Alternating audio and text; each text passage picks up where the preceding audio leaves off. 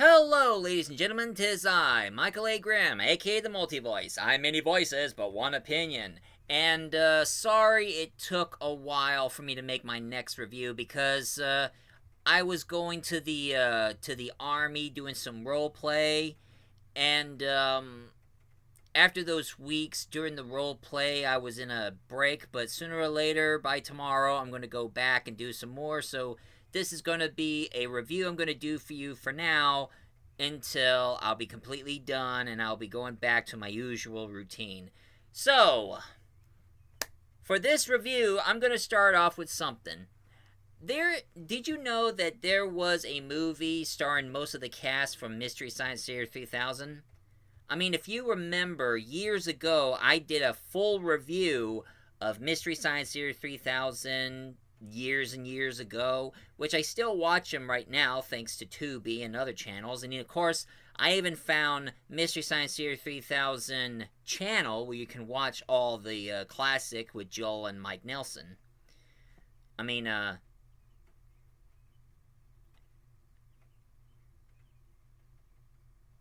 Joe Robinson and Mike Nelson. But, since it's been years, and some of you may going to ask me about my thoughts about Mystery Science Theater 3000, I'm going to give you a brief thought about it. I enjoyed the newest Mystery Science Theater 3000. I mean, I enjoyed the ones from Netflix, but sadly they're stuck on Netflix, so I can't watch them anywhere else except Netflix, and lost my account on Netflix, so I can't watch them. But I do enjoy the brand new 13th season of Mystery Science Theater 3000 from the Gizmoplex. At first they started showing them on Roku, but now they start showing them in other channels.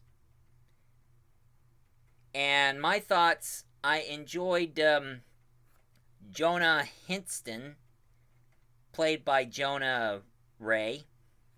I thought he was pretty good. But the one host I like a lot more than anybody else is this brand new host they have, Emily Connor, played by Emily Marsh. I thought I think she's beautiful, she's funny, she's hilarious. I think she does a pretty good job of hosting MIT3K and doing riffs with all those robots. And of course, it was pretty cool that they brought back Joe Robinson, played by Joel Hogginson. And they also brought back Kinga Forrester, played by Felicia Day, the queen of geekdom and former YouTuber, now become actress. And of course, TV Max, played by Patton Oswalt. And one thing it kind of bothers me the most is that I couldn't even find the damn movie of MST3K, the movie, starring Mike Nelson and the rest of the crew from the riff track. Every time I kept trying to find the damn movie on the stream, it always keeps bringing me to Santa Claus Conquer the Martian one. That's a pain in the ass. And of course, I also heard about they've been doing comic books of MST3K, where this time they got the public domain comic books, and now they're riffing the comics. That's interesting. Comic book of Jonah and the robots riffing comics, huh? That's interesting. But of course, since I got that out of the way, let's get to the movie that most of the cast members from MST3K starred in.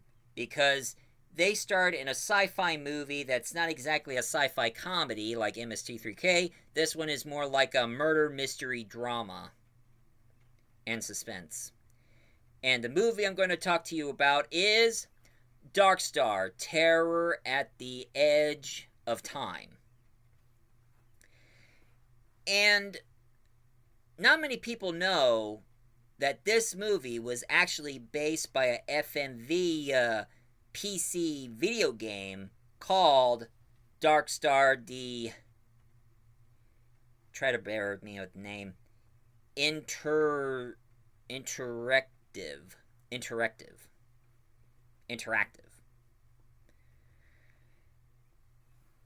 And in the beginning, takes place in 2184 AD, where this guy who goes by the name of Sir Thomas Braspin, which I have no pictures of him to show you guys, sorry, but he made a speech about Earth being destroyed because of all the riots in the future where now people who colonize other planets starts waging war against Earth. And of course we have our narrator, voiced by Peter Graves. Well, at least he ain't going around saying, "Ever seen a grown man naked? Ever been in a Turkish prison? You like movies about gladiators?" Airplane reference. I want to tell you guys, good luck. We're all counting on you. I am serious, and don't call me Shirley. Hey, at least I'm reviewing a sci-fi dramedy. I like to bring comedy into this review, folks. And of course, we have the ship's computer, who is called the Westwick Maine. Westwick is the name of the ship, who is voiced by Mary Jo Pearl, which a lot of people kind of know her as Pearl, the villain from the MST3K. She starts waking up our hero, who goes by the name of Captain John O'Neill, played by Clive Robinson. And this is not the only sci-fi movie that he starred in, because he also appeared in that sci-fi series called Star Hunter Redux. So he appeared in the series of Star Hunter, which I never watched. I mean, I did try to watch him, but I wasn't too sure if it was a good sci-fi series or not. But I think I'm going to give him a watch, folks. And of course, when he woke up, he has a temporary amnesia. He didn't know what the hell happened. And then all of a sudden, he came across this girl who was also in a cryo sleep too, who goes by the name of Paige Palmer, played by the lovely Bees McKeever. Bees McKeever.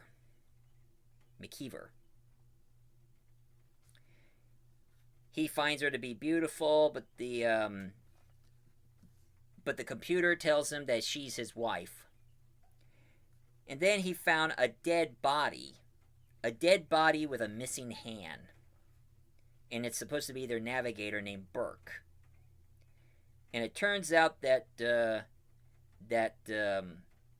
Burke was played by Frank Conniff. And of course, there's a robot who showed up who goes by the name of Simon. He's voiced by Frank Conniff too. So he plays two parts in this movie. He plays Burke on the digital diary, telling everybody what's happening and what's going on. And he gets killed. So now Captain O'Neill's trying to figure out who killed him and who took his hand.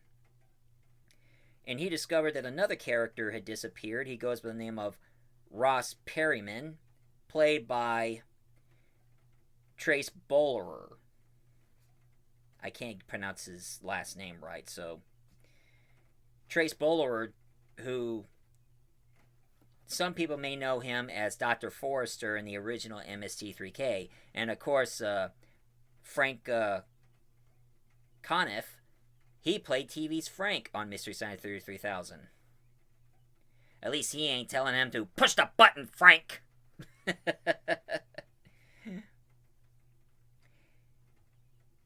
And it turns out that there's this other planet who goes with the name of Theta Alpha 3 planet.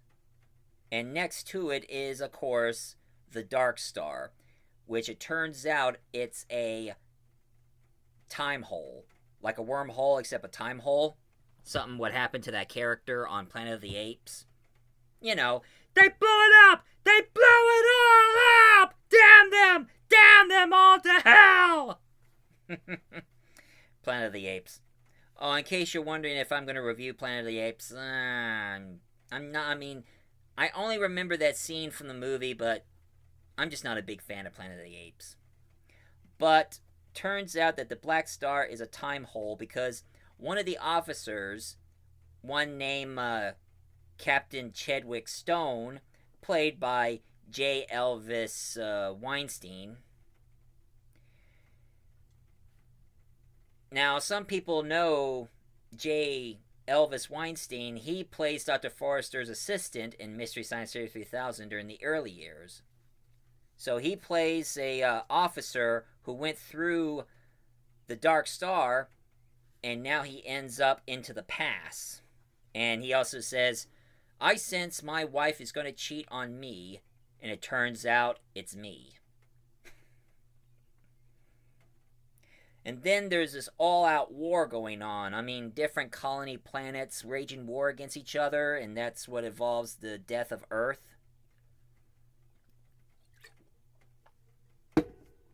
I mean, for God's sakes, why the future always had to have war in the future?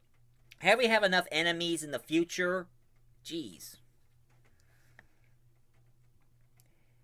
And then, Captain O'Neill have found another robot who goes by the name of Mags, voiced by Max Freeman.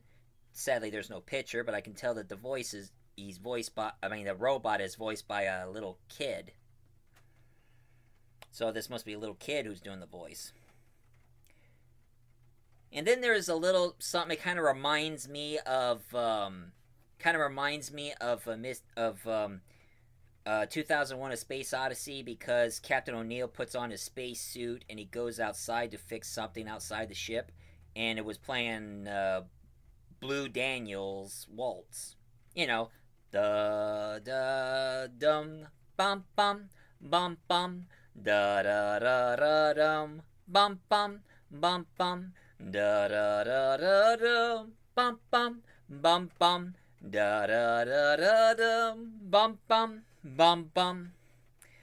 But anyway, Paige woke up and she wanted to know what was going on because she has amnesia too, so he tries to fill her in what the situation is going on.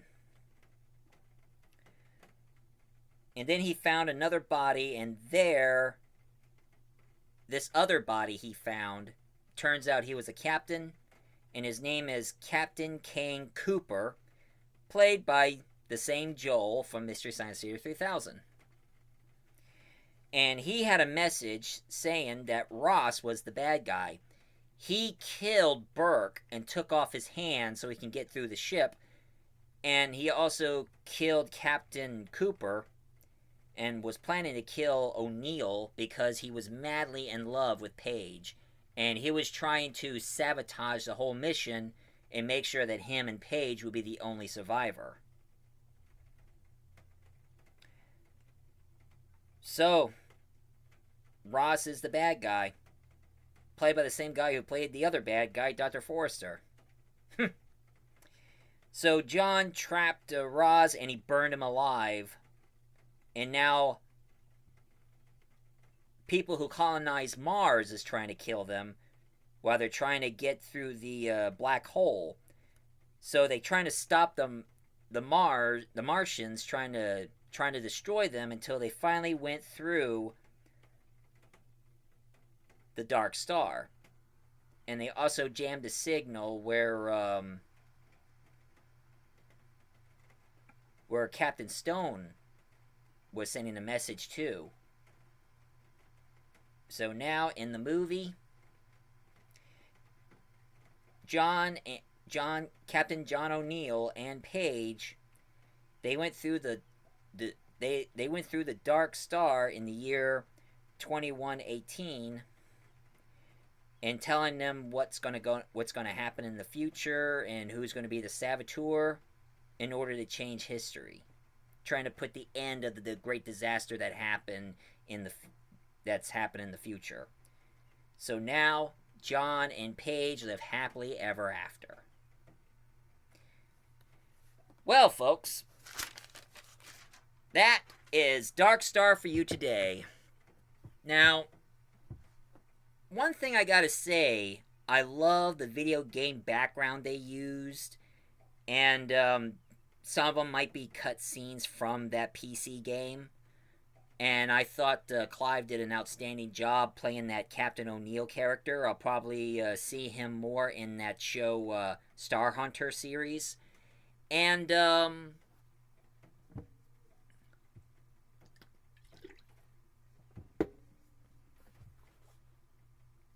in all, it was a pretty intense and good movie. I just don't understand why they made the entire movie black and white.